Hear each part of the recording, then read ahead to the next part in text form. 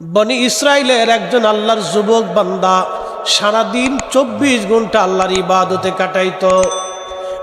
যুবক শ্রেণী, আপনাদেরকে বলতেছি, আল্লাহর ওলি হওয়া লাগবে, আল্লাহর বন্ধু হওয়া লাগবে। যুবক ভাই, যৌবন জাত যুদ্ধে যাবার সময় তার ওই আল্লাহর ওলি, ওই যুবক বান্দা 24 ঘন্টা আল্লাহর ইবাদতে কাটাইতো। ইমাম আহমদ ইবনে হাম্বল কিতাবুজ জুহুদের মধ্যে লেখেন 24 ঘন্টা আল্লাহর ইবাদতে কাটায় যুবক। ওই এলাকার কিছু বখাটে যুবক ছেলেরা চিন্তা করলো, ওর একটু পরীক্ষা করার দরকার, ও কেমন আবেদ হইছে দেখার দরকার, ও কেমন আবেদ, ওর একটু দেখার দরকার। এই জন্য ওর একটা পতিতা নারীকে ভাড়া করলো। পতিতা নারীকে বললো, এই বেটি, তোমাকে আমরা পয়সা করে দিব, কিন্তু তোমরা একটা কাজ করবা। বলে কি কাজ? কাজটা হলো, তোমরা ওই যে খানকার ভিতরে একটা যুবক 24 ঘন্টা আল্লাহর ইবাদত করে, ও নারী, তুমি ওই যুবকের সঙ্গে যেভাবে হোক ছলে কলে জেনা করবা। ওই যুবকের সাথে জেনা করার জন্যে ওই এলাকার বখাটে ছেলেরা এক পতিতা নারীকে ভাড়া দিল। ও নারী, যদি যুবকের সাথে তুমি জেনা করতে পারো, তোমাকে অনেক পয়সা করে দেব। হাজরাতে ইমাম আহমদ ইবনে হাম্বল কিতাবুজ জুহুদের মধ্যে তিনি লেখেন, ওই মহিলা একদিন ওই যুবকের খানকায় চলে গেল। রাত্র গভীর, আকাশে মেঘ, বৃষ্টি চলতেছিল। মেয়েটা পতিতা নারী ঘরের দরজার মধ্যে টুকা দিয়ে বলে, হো আল্লাহর বান্দা, আমি একজন অসহায় নারী, আমাকে একটু জায়গা দাও, প্রশ্রয় দাও। এই ঝড় তুফানে আমি একাকী বড় বিপদগ্রস্ত হয়ে গেছি, আমাকে তোমার ঘরের মধ্যে একটু সুযোগ দাও। যুবক চিন্তা করল, একজন অবলা নারী ঘরের বাহিরে, আজ বৃষ্টি বাদলের দিন, তুফানের দিনে আমার কাছে আশ্রয় চাই, যদি না দিই রব্বে কারিমের দরবারে কি জবাব দিব? তার চিন্তা হলো, আল্লাহর কাছে আমি কি জবাব দেব? সে দরজা খুলে পাশে এক জায়গা তার জন্য বিশ্রামের ব্যবস্থা করলেন। আর যুবক বাতি জ্বালাইয়া নামাজের মধ্যে দাঁড়াইয়া মুসল্লায় নামাজ পড়তে শুরু করলেন। একবার জোরে বলা যাবে কি মারহাবা? ঠিক এমন সময় ওই যুবকের চিন্তা তো আল্লাহকে খুশি করা, আর ওই মহিলার চিন্তা হলো এই যুবককে কি করে নিজের বশে আনা। কিন্তু মহিলা জানে না, এই যুবক তো যুবক, সেই যুবক আর এই যুবক এক যুবক না। ওই মহিলা ওই অবস্থায় সে তার অঙ্গভঙ্গি দিয়া পতিতা নারী, তো ওদের কাজই তো পুরুষে আকৃষ্ট করা। এই নারী সুন্দরী রূপসী পতিতা নারী যুবককে আকৃষ্ট করে তার দিকে জেনার জন্য। নামাজরত অবস্থায় এ যুবক তার অন্তরের মধ্যে সায় দিল, হ্যাঁ আমি জেনা করব। দেখেন, এই আল্লাহওয়ালা যুবকের অন্তরের মধ্যে সায় দিল, হ্যাঁ আমি জেনা করব। ঠিক এমন সময় তার মনে যখন জেনার চিন্তা আসলো, তার মনের মধ্যে আর একটা চিন্তা আসলো, এই মন নফস, এই নফস তরিকতের ভাষায় এটা যদি কন্ট্রোল করতে পারা যায়, তাহলে সে অরিজিনাল সালেক হতে পারে। এই জন্য আমার পীর মুর্শিদ, আমার হুজুর কেবল একটা কথা বলতেন, বাবা হর হামেশা সদা সর্বদা আল্লাহর জিকিরে নিজের জিহ্বাখানা তুমি সিক্ত রাখবা। বাবা, যদি আল্লাহর জিকিরে তোমার নিজের জিহ্বাখানা সিক্ত রাখতে পারো, তাহলে তুমি হালাক হবে না, তোমার চিন্তা হবে না, তুমি জাহান্নামী হবে না। সবসময় নিজের জিকির জিহ্বাখানাকে আল্লাহ আল্লাহ আল্লাহ আল্লাহ জিকিরের জিহ্বাখানা শিখতো তুমি রাখবা, আর হামেশা জিকির করবা। এই জন্য মাগরিবের নামাজের পরে কিছু সময় জিকির, এশার নামাজের পরে কিছু সময় জিকির, ফজরের নামাজের আগে কিছু সময় জিকির, আসরের নামাজের পরে কিছু সময় জিকির, জোহরের নামাজের পরে কিছু সময় জিকির আমাদেরকে করতে বলা হয়েছে। কি কথা কোন ঠিক কিনা? প্রিয় ভাইরা আমার, বোনেরা আমার, মনোযোগ দিয়ে শুনিয়া যান। এই যুবকের অন্তরের মধ্যে সায় দিল, আমি জেনা করব।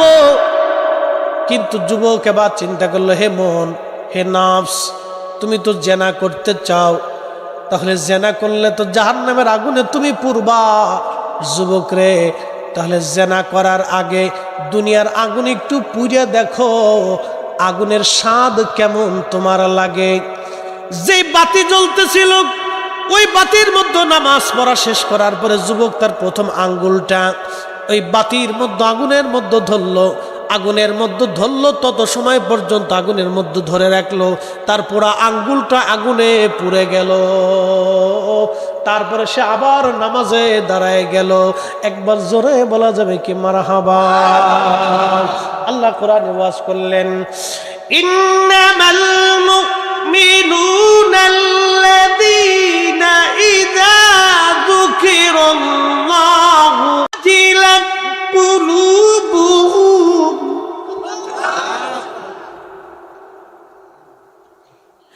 ইন্নামাল মুমিনুনাল্লাযীনা ইযা যুকিরাল্লাহ। মুমিন তো তারাই, মুমিনের পরিচয় আল্লাহ কোরআন শরীফে দিচ্ছেন। মুমিনের পরিচয়, মুমিন তো তারাই যাদের অন্তরে আল্লাহর স্মরণ আসে। কার স্মরণ? কার স্মরণ? আল্লাহর স্মরণ আসে। মুমিন তো তারাই যাদের স্মরণে আল্লাহর স্মরণ আসে। আসার সঙ্গে সঙ্গে তাদের অন্তরটা আল্লাহর ভয়ে থরথর থরথর করে কাঁপতে থাকে। অন্তরটা আল্লাহর ভয়ে কাঁপে যে আমার কি করে আমি মিথ্যা কথা বলবো, কি করে আমি মানুষ ঠকাবো, কি করে মালে ভেজাল দিব, কি করে আমি অন্যায় করব, কি করে আমি খারাপ কাজ করব। আল্লাহর কোরআন বলে মুমিন তারাই যাদের স্মরণে আল্লাহর স্মরণ আসে। স্মরণ আসার সঙ্গে সঙ্গে আল্লাহর ভয়ে তাদের হৃদয়টা কাঁপতে থাকে, হৃদয়টা কাঁপতে থাকে। মুমিন তারাই। একবার জোরে বলা যাবে কে মারহাবা। ওই আল্লাহর বান্দা সে আগুনের মধ্যে নিজের আঙ্গুল ঢুকাই দিল। প্রথম আঙ্গুল দেওয়ার পরে আঙ্গুল পুড়ে গেল। সে আঙ্গুল পোড়ানোর পরে আবার সে নামাজে দাঁড়ায় গেল। নামাজে দাঁড়ায় যাওয়ার পরে তারপরে আবারও মহিলাটা অঙ্গভঙ্গি দিচ্ছিল। না না না, সে মহিলা অঙ্গভঙ্গি দেওয়ার পরে তার অন্তর আবার চিন্তা করলো না আমি জেনা করব। যুবক তো বারবার মন জেনার দিকে চলে যায়। আবার বলো অন্তর, তুমি জেনার দিকে নিজের মনটাকে ঝুঁকায় নিচ্ছ। আর জাহান্নামের আগুনে পুরার আগে দুনিয়ার আগুনে পুড়ে দেখো মজা কেমন। এই বলে সে দ্বিতীয় আঙ্গুলটা আগুনের মধ্যে ঢুকাই দিল। এরপরে আগুনের দ্বিতীয় আঙ্গুল পুড়ে গেল। আবার নামাজে দাঁড়ানোর পরে অন্তরটা আবার শয়তান ওয়াসওয়াসা দিল। কোরআন আল্লাহ বললেন, ইন্নাহু লাকুম আদুউম মুবিন, সে তোমাদের প্রকাশ্য দুশমন। আবার অন্তরটা থেকে জেনার দিকে ঝুঁকাই দিল। এবার সে আবার বলে না, ও মন, তোমার সঙ্গে আমার যুদ্ধ। জাহান্নামের আগুনে পুরার আগে দুনিয়ার আগুনে পুড়ে দেখো। সে তৃতীয় আঙ্গুলটা আবার আগুনের মধ্য দিয়ে দিল। এইভাবে 10টা আঙ্গুল সে পুরাই ফেললো সারা রাত। কিন্তু এই মহিলার সঙ্গে সে জেনা করল না। আমার রব তাকে মহিলার ফিতনা থেকে বাঁচানোর জন্য ওই অবস্থায় মহিলার জান কবজ হয়ে গেল। একবার জোরে বলা যাবে আল্লাহু আকবার। খুব মনোযোগ দিয়েন যশোরবাসী। কঠিন পরীক্ষা তার জীবনে এসে গেল। ওই মহিলা মারা যাওয়ার পরে এই যুবক আল্লাহর ওলি বিপদগ্রস্ত হয়ে গেল। রাজার পুলিশ তাকে ধরে নিয়ে গেল। রাজ দরবারে বিরাট বড় বিচার। যে যুবকরা এই মহিলাকে পাঠাইলো, ওরা সাক্ষী দিল না এই লোকটাই তার খানকার ভিতরে তাকে মেরে ফেলছে। বাদশা আবার তাকে ফাঁসি দিল। ফাঁসি দেওয়ার পরে ফাঁসি কার্যকর হলো। বাদশা তারে ফাঁসি দিবে। ফাঁসি দেওয়ার আগে জিজ্ঞেস করা হয়, তোমার কি কোনো স্বাদ আছে কিনা, তোমার জীবনের কোনো চাওয়া পাওয়া আছে কিনা বলো। তখন বাদশার লোকজন বলল, তোমার জীবনে কি কোনো চাওয়া পাওয়া আছে? তখন ওই আল্লাহর যুবক অলি বলতেছে, হ্যাঁ আমার জীবনে একটু চাওয়া আছে, আমার একটু সময় দেন, আমি 2 রাকাত নামাজ পড়ে আল্লাহর দরবারে মোনাজাত করব। একবার জোরে বলা যাবে আল্লাহু আকবার। ইয়া আইয়ুহাল্লাযীনা আমানু ইসতাঈনু বিস-সাবরি ওয়াস-সালাহ।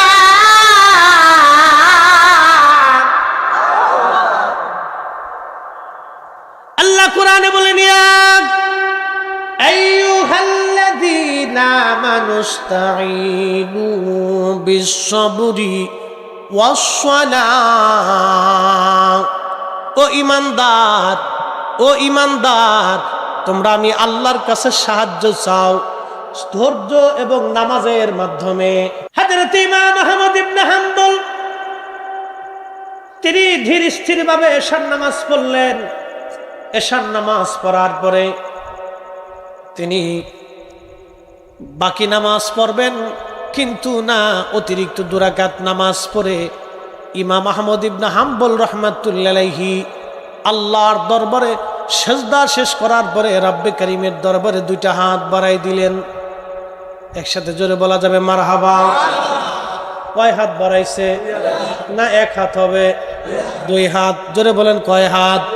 2 হাত বাড়াইছে। কার দরবারে?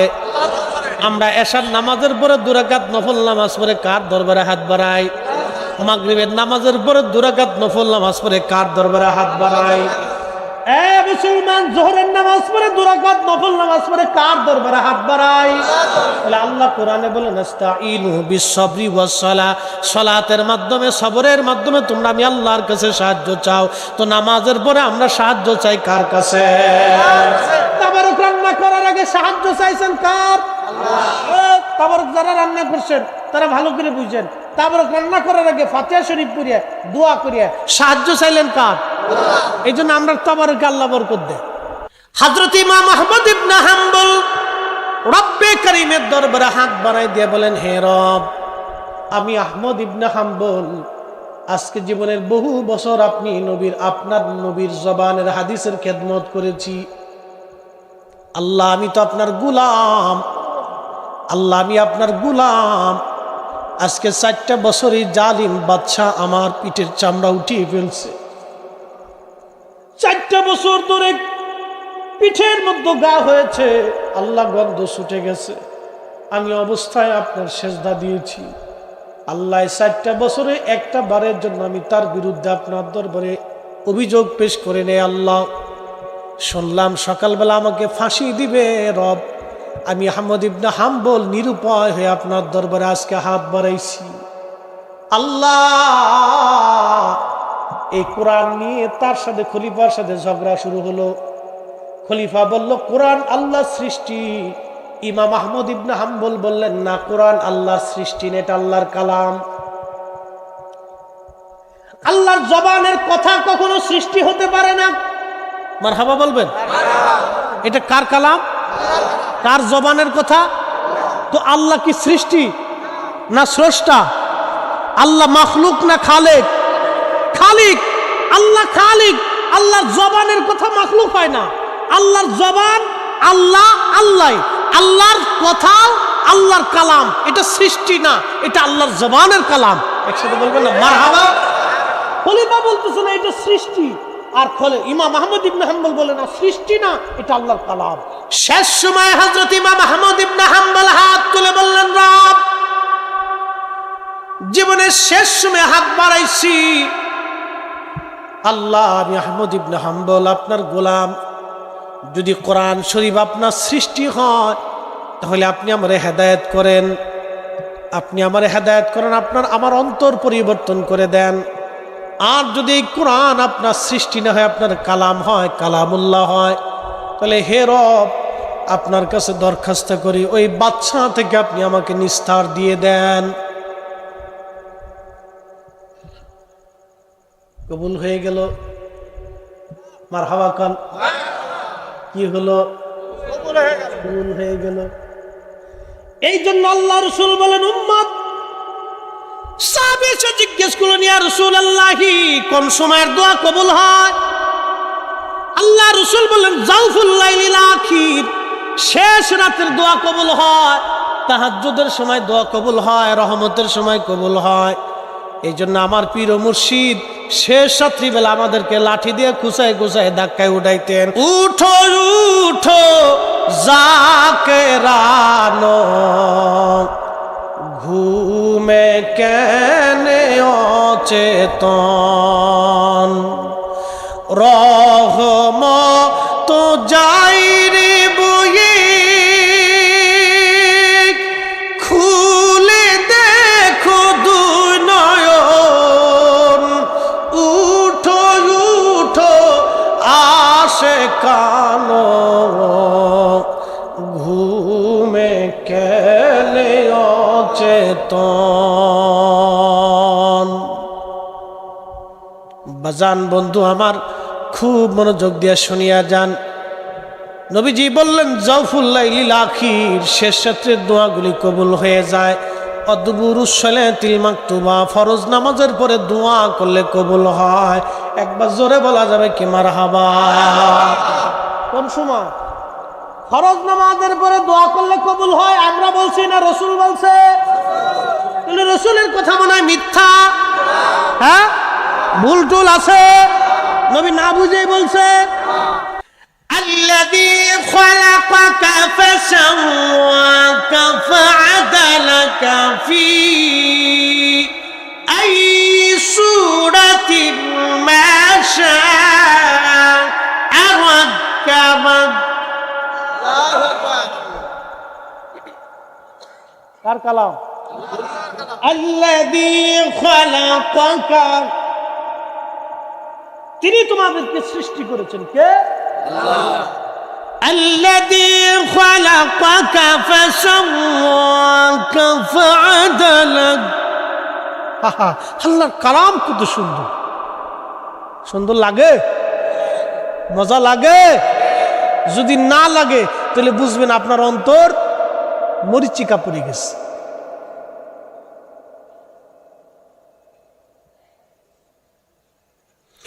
وَإِذَا تُلِيَتْ عَلَيْهِمْ آيَاتُهُ زَادَتْهُمْ إِيمَانًا।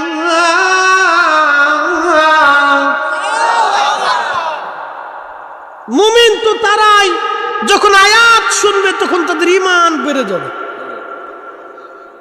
যারা বলেন কথা কন না কেন? কি বাড়বে? ঈমান বাড়বে, তাদের কাছে ভালো লাগবে। না ঠিক আছে, কথা বুঝতে পারছে? হ্যাঁ হ্যাঁ, এটা আল্লাহর কালাম। সৃষ্টি করছে কে? অহংকার কি আমার না আল্লাহর? ছিলাম হলাম পানি, নুতফা। সে বাজে গেলাম নুতফা, পানি ছিলাম। এই পানিটা বিশেষ প্রক্রিয়া আল্লাহ মায়ের রেহেমে দিয়ে দিল। এরপর আমি ফরিদি সাহেব মায়ের পেটের ভিতরে আস্তে আস্তে আল্লাহ পাক আমাকে সুবিন্যস্ত করতে লাগলেন। আঙ্গুলের জায়গায় আঙ্গুল দিলেন, চোখের জায়গায় চোখ দিলেন, কানের জায়গায় কান দিলেন। কান যদি এইখান দিয়ে বাদ দিয়ে কপালের উপর দিয়ে দিতেন, পৃথিবীর কোনো ডাক্তার ছিল কপালতে কান এখানে লাগাই দিবে?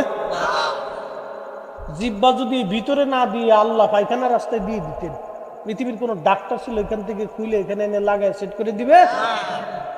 আমার দিকে তাকান, পৃথিবীর সব বিজ্ঞান যদি এক জায়গা হয়, আল্লাহর দেওয়া একটা জিহ্বার মতো জিহ্বা বানাই দিতে পারবে?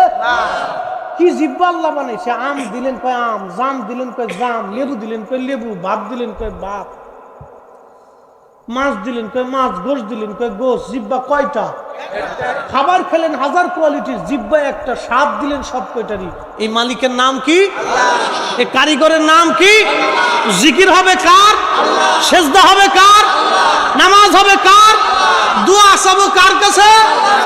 আল্লাহর কাছে। তো উসিলা ধরতে পারে, উসিলা ধরতে পারে। বলে উসিলা কি বুঝাইতেছি? সহিহ বুখারী হাদিস। মদিনাতে বৃষ্টি হয় না। কি হয় না? বৃষ্টি হয় না। বৃষ্টির খুব অভাব। বৃষ্টি না হতে সারা মদিনায় দুর্ভিক্ষ লেগে গেল। কি দুর্ভিক্ষ! ঘাস হয় না, উঠে ঘাস খাইতে পারে না। আপনার ছাগল, উট, দুম্বা, ভেড়াগুলি শুকাই যাইতে লাগলো। খেজুরের বাগান নুবজে গেল। সাহাবে কেরাম এসে বলেন, ইয়া আমিরুল মুমিনিন, হযরত ওমরের জমানায়, ইয়া আমিরুল মুমিনিন, বৃষ্টির বড় অভাব, এখন কি করবেন আপনি করেন।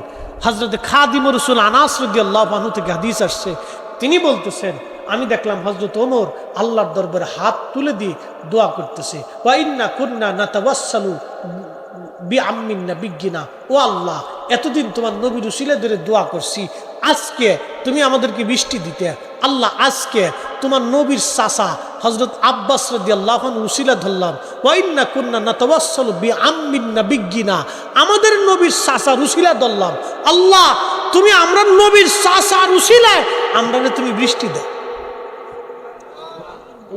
আসতে হয়ে গেছে গা। কার উসিলা? আল্লাহর উসিলা না, বুঝেন নাই কথা।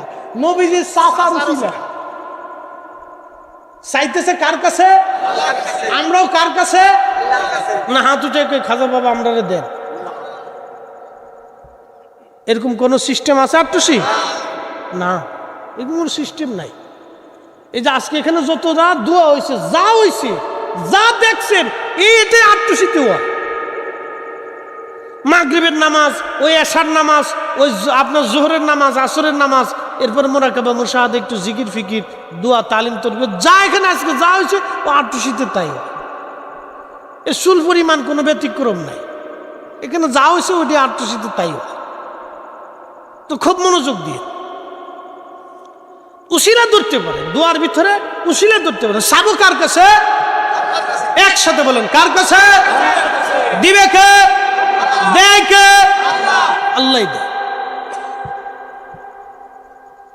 খুব মনোযোগ দিয়ে হাজিরা তো আমার উসিলা ধরলেন, হে রব এতদিন তোমার নবীর উসিলা ধরলাম, আজকে তোমার হাবিবের চাচা জানের উসিলা ধরলাম।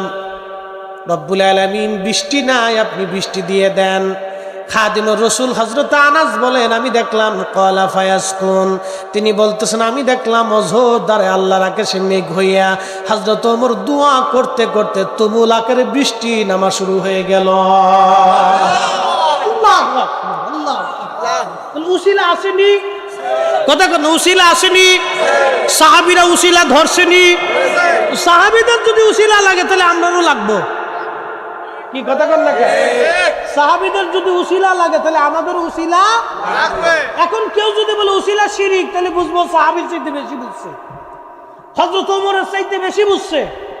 হযরত ওমরের চাইতে যে বেশি বুঝবে, আজকে ওমর যদি জিন্দা থাকতেন সিটকিনির কষাতে বাইরে ওর সামনে উঠেই ফেলাইতেন। কথা কন ঠিক কিনা? প্রিয় মুসলমান, খুবই মনোযোগ দিয়ে কথাগুলি শুনে যান।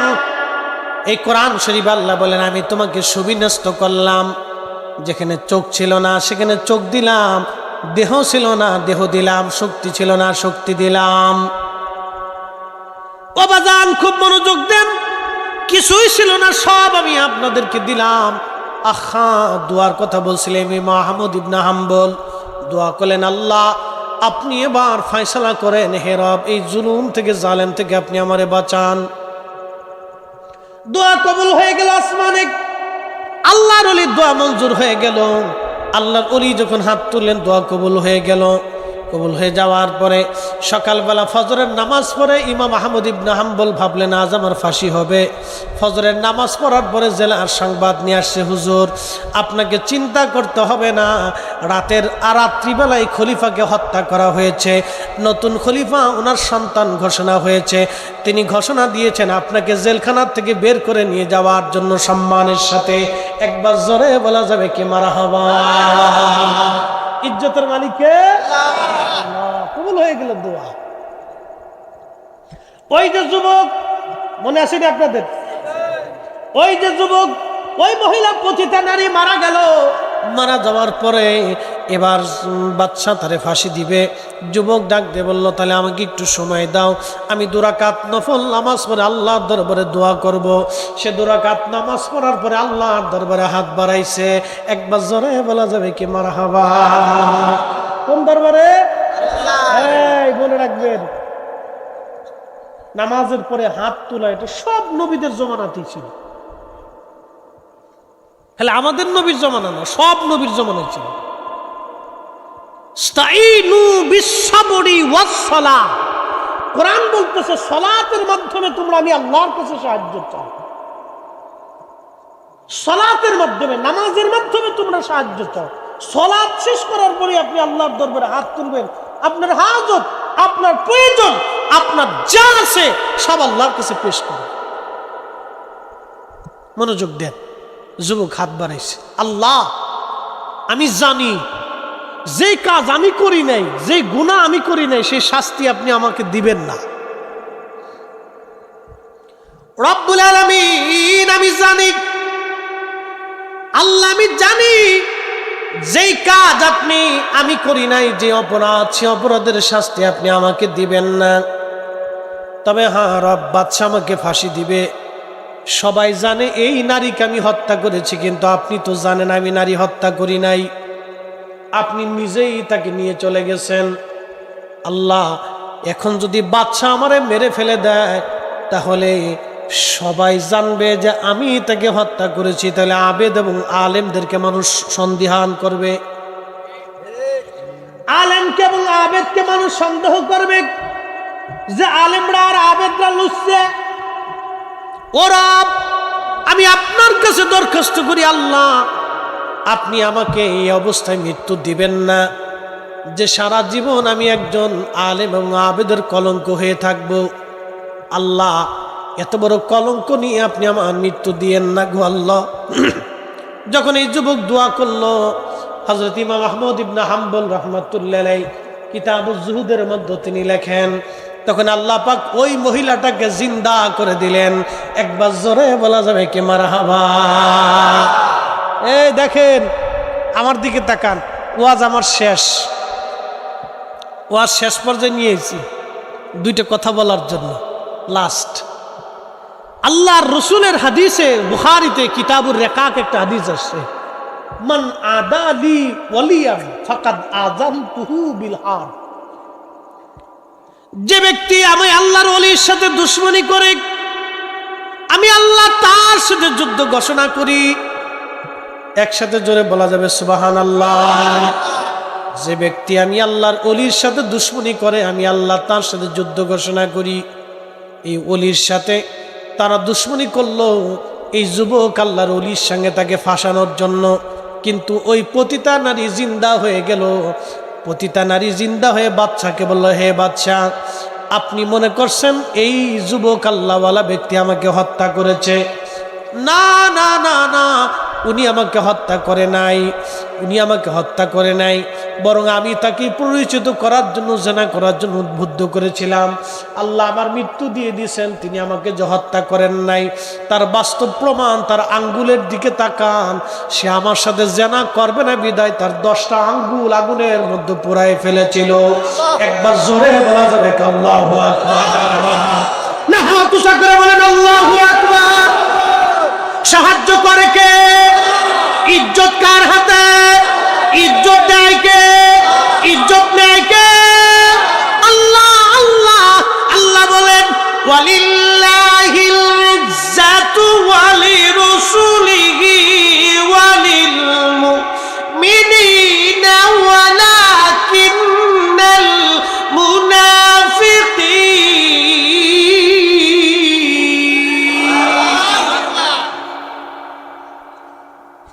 মুনাফিকরা ওয়ালিল্লাহিল ইজ্জাতু ওয়ালিরাসূলিহি। আল্লাহর কোরআন বলে, হুজুর আপনি বলেন ইজ্জত আমি আল্লাহর, সম্মান আমি আল্লাহর, ওয়ালিরাসূলিহি আপনি নবীর। ইয়া রাসূলুল্লাহ ওয়ালিল মুমিনিন, মুমিনে কামেল যারা আল্লাহওয়ালা তাদের ইজ্জত। ওয়ালাকিন্নাল মুনাফিকিনা লা ইয়ালামুন, মুনাফিক যারা তারা বুঝে না, মুনাফিক যারা তারা বুঝে না, মুনাফিক যারা তারা বুঝে না। আমার বাড়ি ফরিদপুরের কানাইপুর, বেশি দূরে না। কালকে আপনাদের এখানে মাহফিল আসবে কে? নাসিরউদ্দিন যুক্তিবিদী সাহেব আসবে না? উনি হলো গোপালগঞ্জের, আর আমি হলো ফরিদপুরের, পাশাপাশি এলাকা। খুব সুন্দর ওয়াজ করে। আল্লাহ ওনাকে ভালো হায়াতের তৈবা দিয়ে ভালো ওয়াজ করার তৌফিক দিক, বলে না আমি মাঝে মধ্যে ওনার আলোচনা শুনি, ভালো লাগে। খুব সুন্দর যুক্তি উপস্থাপন করে, খুব মাশাআল্লাহ ভালো। আল্লাহ হায়াত দিক, দোয়া করি ভাইয়ের জন্য। তো খুব মনোযোগ দেন। আমার এই কানাইপুরে আমাদের এলাকায় এক ধনাঢ্য ব্যক্তি ছিল, তো ইনি চিন্তা করলেন আটটুসি এত গরু ছাগল যায়, তো এত তো বিরাট বড় মেলা মিলেছে, তো আমি একটা মেলা মিলিয়ে দিই, পয়সা করি আছে। হে চিন্তা করছে আটটুসি মানুষ মানে গরু খালি খাইতে যায়, তো সে চিন্তা করলো আটটুসি যেহেতু এত গরু ছাগল যায়, তা আমি একটু পাল্লা দিই। 80 দশকের কথা, আমাদের এলাকার খুব পয়সাওয়ালা লোক ছিল। ছেলে বলে না, আরে রাস্তার এই পাশে তোরা দ্বারা কি গল্প করস, বিতরায় ভাই বিতরায়। ওরা ছেলে বলে, ওরা বুঝে না, ওরা চিন্তা আছে লাস্টে খিচুড়ি দিবেন, ওটা খেয়ে চলে যাবে। কি কথা করলা, ওখান চিন্তা হলো, ওখান নিয়ে তোলে খিচুড়ির টুপলার দিকে কোন সময় দিবে। ওরা চিন্তা আছে হুজুরে শেষ করে না কে, খুব কষ্টে আছে ওরা, ঠিক আছে না, ওদের চিন্তা হলো দেয় না কে, ই তাড়াতাড়ি শেষ করে নাকি, কারণটা কি। যাই হোক, দেখছি, তোরা চিন্তা করিস না, দেখছি, একটু অপেক্ষা কর, আমরা দেখছি ইনশাল্লাহ। তো যাই হোক, এই লোকে সে হুজুরের সাথে পাল্লা শুরু করলো যে আমিও একটা মেলা মিলাবো। এটা কইরা সে এরকম প্রত্যেক বছরে 2-4-5টা করে গরু জবাই দেয়, নিজের পয়সা আছে। লোকটা অনেক দিতে দিতে 40-50টা করে গরু জবাই দেয়, বিরাট বড় মেলা মিলে ফেললো। আল্লাহ তো সুযোগ দেয়, দেখি তুমি কি করো। কিন্তু তার উদ্দেশ্য তো খারাপ, তার উদ্দেশ্য ছিল আল্লাহর ওলির সাথে এসে পাল্লা দিবে। কিন্তু না, আল্লাহ বলেন মান আদাদি ওয়ালিয়ান ফাকাদ আযানতুহু বিল হারব। ওলির সাথে দুশমনি করলে আমি আল্লাহ তার সাথে যুদ্ধ ঘোষণা করি। সে বুঝতে পারে নাই, সে যদি এমনি মাহফিল দেয় তাহলে কিন্তু কোনো সমস্যা নাই, কিন্তু সে পাল্লা দিতেছে যে পাল্লা দিব, কিন্তু আল্লাহর কাছে এটা ভালো লাগে নাই। আল্লাহু আকবার। আমাদের এলাকায় বাজান বহু মানুষ সাক্ষী, আল্লাহ তাকে মাফ করে দিন, দোয়া করি। লোকটা ধীরে ধীরে গরিব হইতে হইতে শেষ পর্যন্ত ভিক্ষা করত।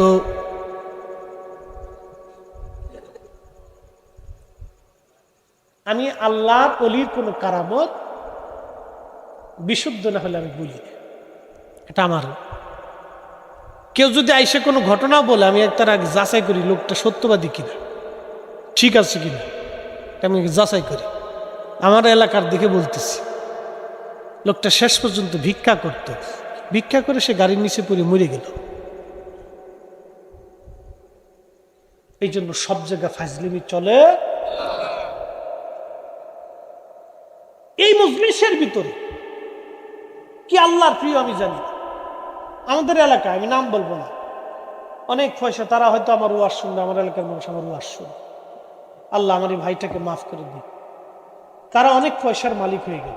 একদিন তাদের এক কর্মচারী বৃদ্ধ লোকের মারছিল খুব, মারার পরে 7 দিন পৃথিবীতে বাঁচতে পারে নাই। বাংলাদেশের সবচেয়ে বড় ডাক্তার তার বাঁচাইতে পারে নাই। এই বৃদ্ধ লোকটা কেঁদে কেঁদে বদদোয়া করছিল, আল্লাহ কসম করে বলি, এমন ভাবে বদদোয়া লেগে গেল, 7 দিনের ভিতরে সে মারা গেল, জ্বর হইয়া, বাঁচতে পারে নাই। আল্লাহ কখন কার পছন্দ করবে আপনিও জানেন না, আমিও জানি না। কি কতক্ষণ ঠিক কিনা? আমি বক্তা হয়েছি বিদায় বিরাট কিছু না।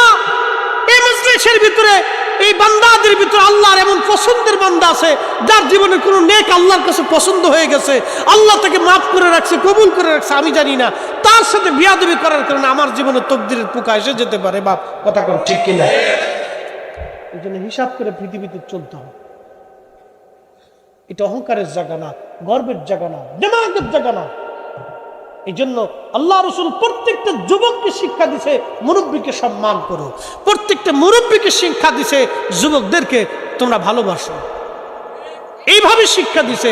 রাসূলুল্লাহ শিক্ষা ছিল প্রত্যেকটা যুবক মুরব্বীকে সম্মান করবে, প্রত্যেক সাধারণ মানুষ তার আবেদদেরকে ইজ্জত করবে।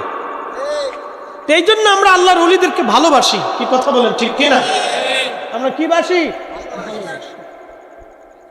পাল্লা দিতে যাইয়া লোকটা শেষ পর্যন্ত ভিক্ষা করে গাড়ির নিচে করে মরে গেল। একসময় কোটিপতি, সে ভিখারি হয়ে গেল।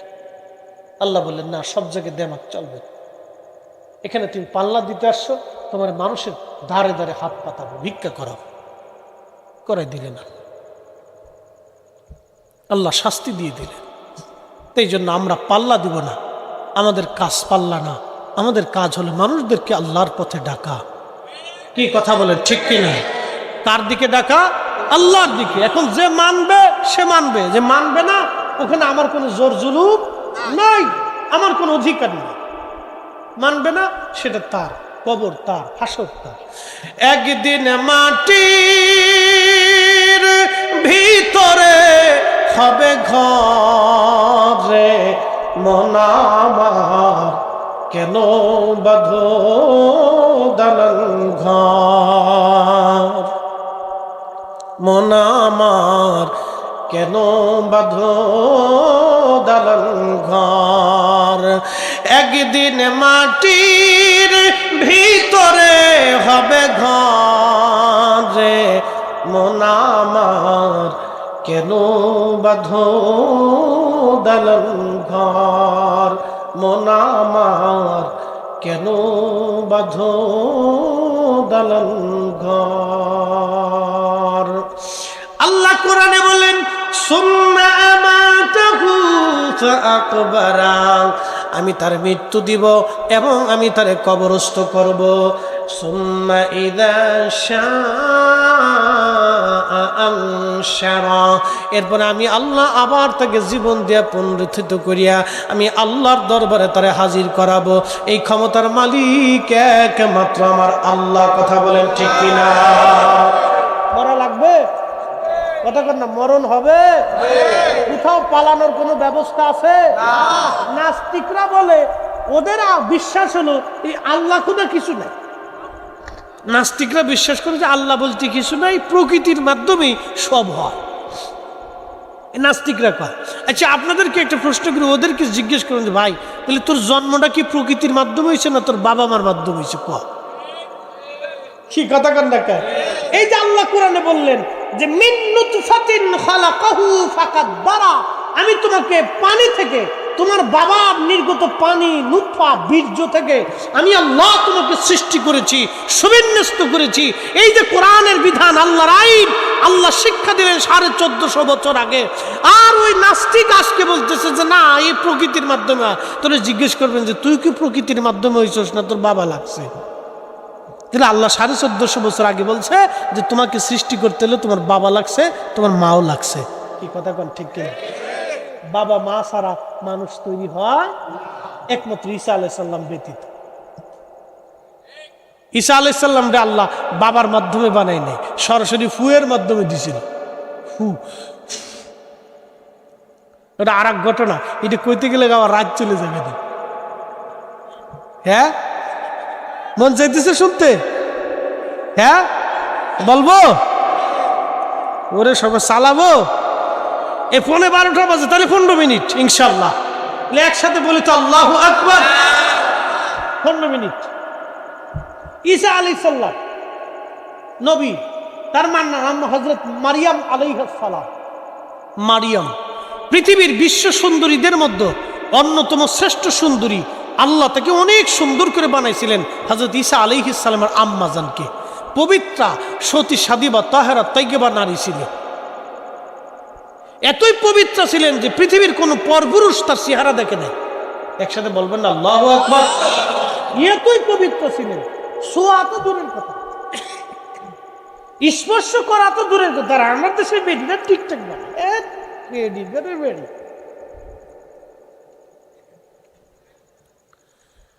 খুব মনোযোগ দিয়ে হযরত ঈসা রুহুল্লাহর মা জননী তিনার আম্মা জান হযরতে হান্না মানত করলেন, আল্লাহ যদি একটা পুত্র আমাকে সন্তান দাও তা আমি মসজিদে বাইতুল আকসার খাদেম তারে বানাবো।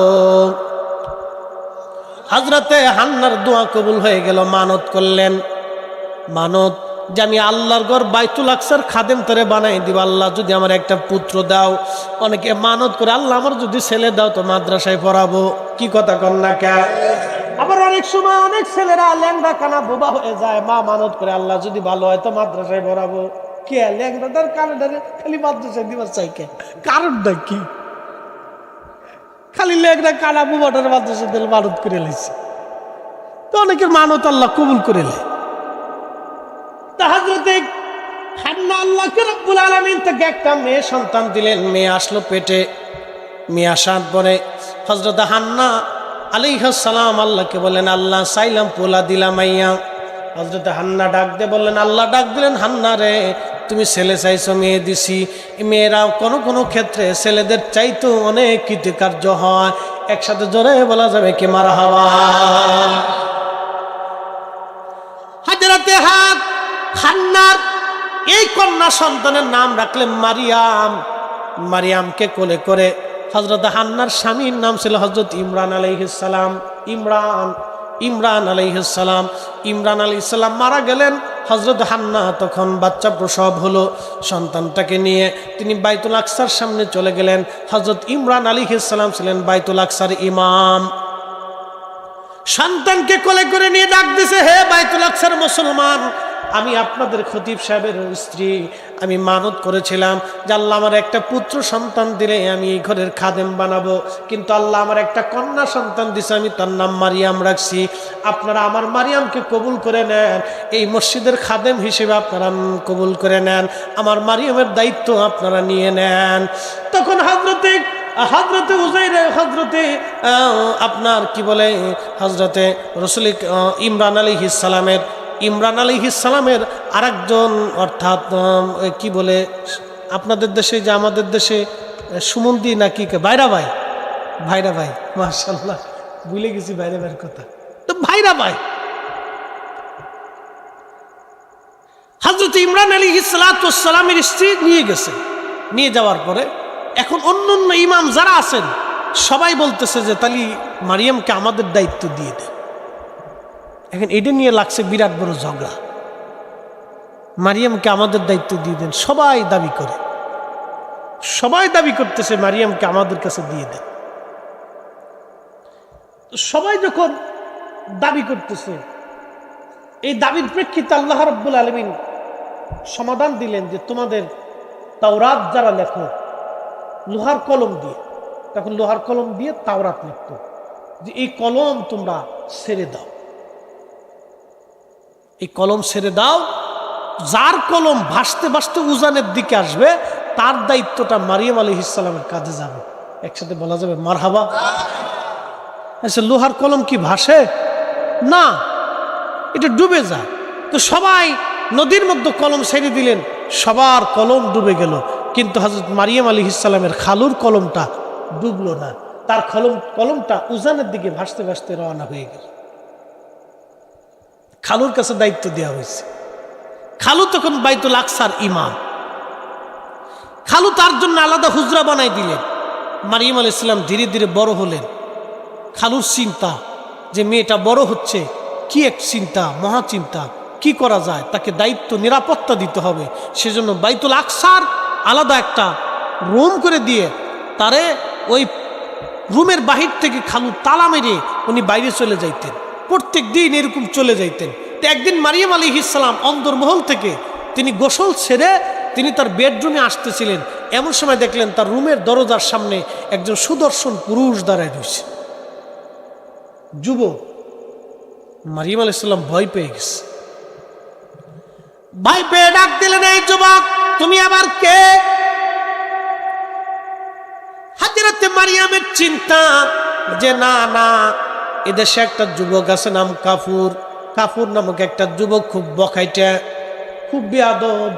এই ছেলেটা মেয়েদেরকে উত্ত্যক্ত করতো, ইফটিজিং করতো। হযরত মারিয়ামের চিন্তা হলো এই কাফুর বুঝি আমার ঘরের মধ্যে ঢুকে গেছে। হযরত মারিয়াম ডাক দিয়ে বলল, হে আল্লাহর বান্দা, খোদার দোহাই দিয়ে বলি তুমি আমার দিকে আসবা না, তুমি সর্বনাশ করতে সর্বনাশ, তুমি আমার দিকে আসবে না, আল্লাহর কসম করি তুমি আমার দিকে আসবে না। তখন ওই যুবক ডাক দিয়ে বললেন, মারিয়াম আপনি চিন্তা করবেন না, আমি কোনো মানুষ না, আমি হযরতে জিবরাইল আলাইহিস সালাম।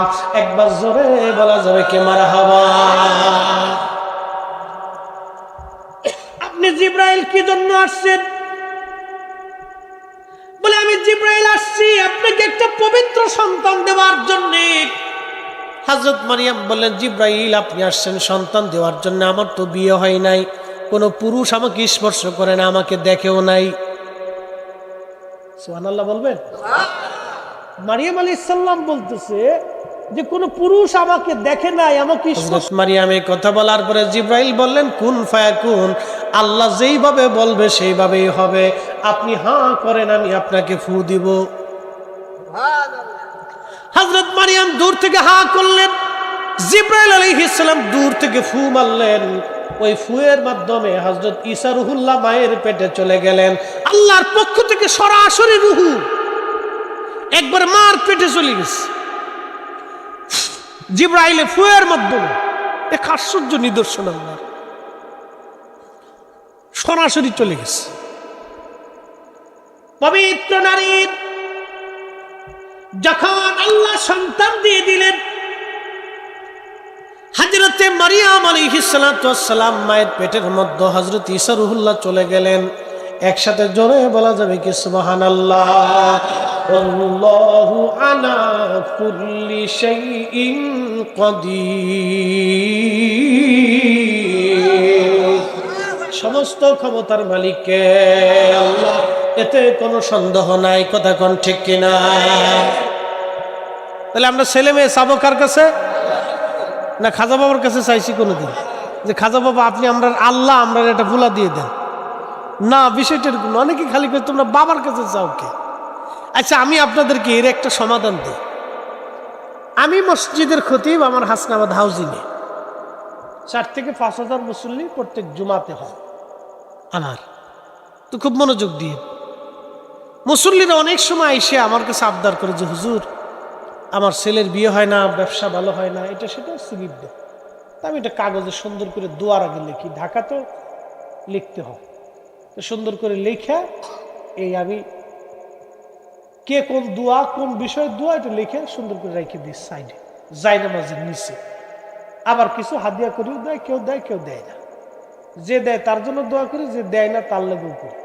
আর কন্যা যে হুজুর টিয়া পেয়ে দোয়া করতেছে না, দোয়া করি। তো মনোযোগ দেন। আমার কাছে অনেকে এসে দোয়া চাইছে যে হুজুর আমার 10 বছরের বাচ্চা কাচ্চা হয় না, আপনি একটু দোয়া করেন যাতে আল্লাহ আমার একটা সন্তান দেয়। আচ্ছা, সন্তান কি আমি দিব না আল্লাহ দিবে? আমার কাছে দোয়া চাওয়াটা কি তার অপরাধ? তো আমাদের অনেক জাকের ভাইদের ব্যবসা, বিদেশ যাত্রা, মামলা মোকদ্দমা, মেয়ের বিয়ে হয় না, বাচ্চা কাচ্চা হয় না, ক্যান্সার রোগ, ওষুধে ভালো হয় না, ডাক্তারের চিকিৎসা করে কিন্তু নিরাময় হয় না। এই বিপদে পড়ে হুজুর কেবলার সামনে যাইয়া হুজুরের কাছে নালিশ দিতে, হুজুর আমার এই সমস্যা, আমার এই প্রবলেম, আমার বাচ্চা কাচ্চা হয় না, হুজুরের কাছে আসছি। হুজুর একটা সমাধান দিতেন, একটা ওষুধের নাম বলতেন, ডাক্তারের কথা বলতেন, বা বলতেন বাবা ইবাদত করেন না, একটু খেদমত করেন, অপেক্ষা করেন। এই একটা সমাধান হুজুর কেবলার কাছ থেকে দিয়ে দিত। অনেকবারে না বুঝে সারা দেশে খালি প্রচার করছে, এরা আল্লাহর কাছে না চায়, খালি খাজা বাবার কাছে চায়। কি কথা কর না কেন? এগুলো অনেকে বলছে, বুঝে বলুক না বুঝে বলুক, আমার ভাইদের বুঝুর ভুল হইতে পারে। তো কটাক্ষ না, কটাক্ষ করা যাবে না। আমার ভাইদের বুঝুর ভুল হইতে পারে, তাদের রাগ করা যাবে না। কি কথা ঠিক কিনা? রাগ করা যাবে না, বুঝুর ভুল হইতে পারে। তো অনেকে হয়তো বুঝেও বলছে, না বুঝে বলছে, এটা তাদের ইচ্ছা। না বুঝে বললে আমার ভাইদের জন্য সাধুবাদ, যে বোঝার চেষ্টা করবেন। তা আমার কাছে আইসে প্রত্যেক জুমাতেই মানুষকে হুজুর এইটা সমস্যা, এইটা সমস্যা। তাহলে মানুষকে আমার কাছে চায় না আল্লাহর কাছে চায়? আল্লাহর কাছেই চায়, কিন্তু আমার কাছে বলতেছে হুজুর আপনি দোয়া করেন। তো আমরা হুজুর কেবলার কাছে বিপদে আপদে মুসিবতে পড়িয়া যায় নালিশ দিতাম, হুজুর আমার এই সমস্যা, আমার এই প্রবলেম, আমার এইটাই সমস্যা, এইটাই সমস্যা, হুজুর এর এই সমস্যা। হুজুর এক একজনের এক একটা সমাধান বাতলাই দিতে। সুবহানাল্লাহ বলা যাবে না? আমাদের ওই যে দরবার শিবি হোমিওপ্যাথিক ডাক্তার সাহেবের নাম কি? হুমায়ুন ডাক্তার। বাসা আছে না মারা গেছে?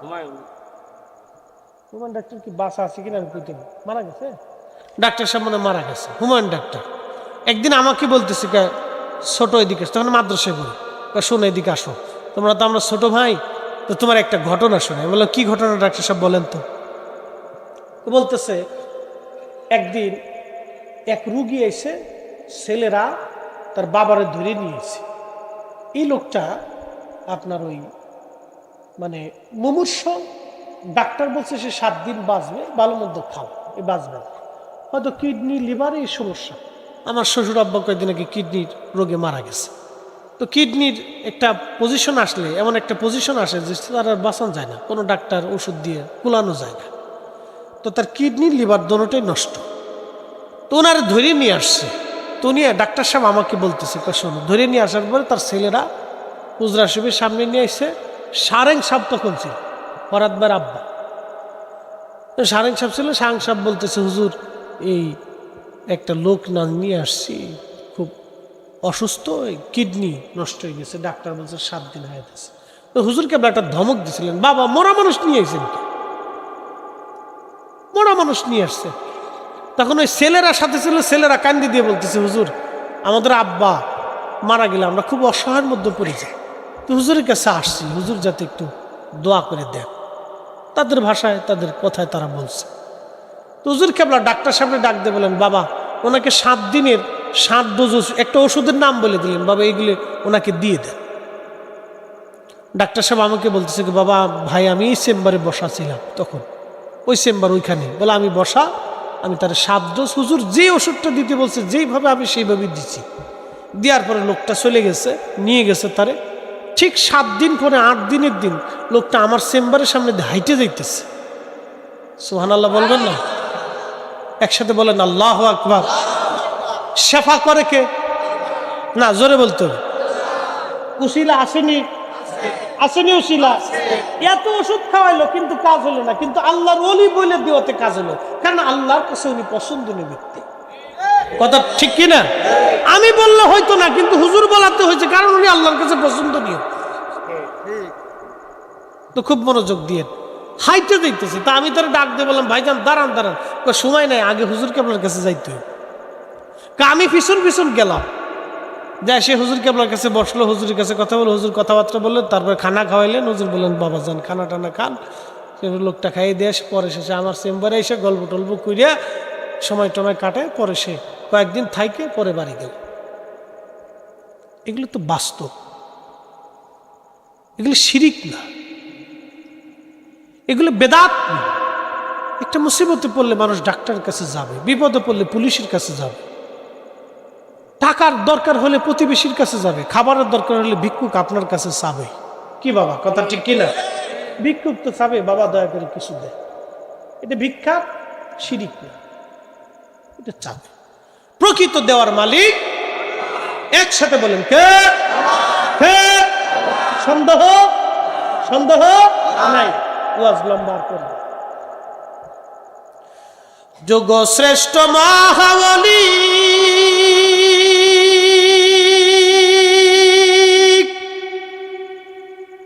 আমার খাজা মাওলানা,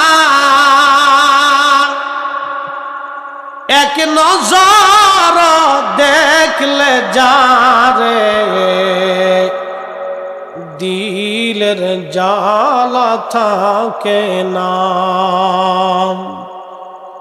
এসেছেন যত নবী সকলের ইমাম, সালাম নবী তোমায় হাজারো সালাম, ইয়া নবী সালাম।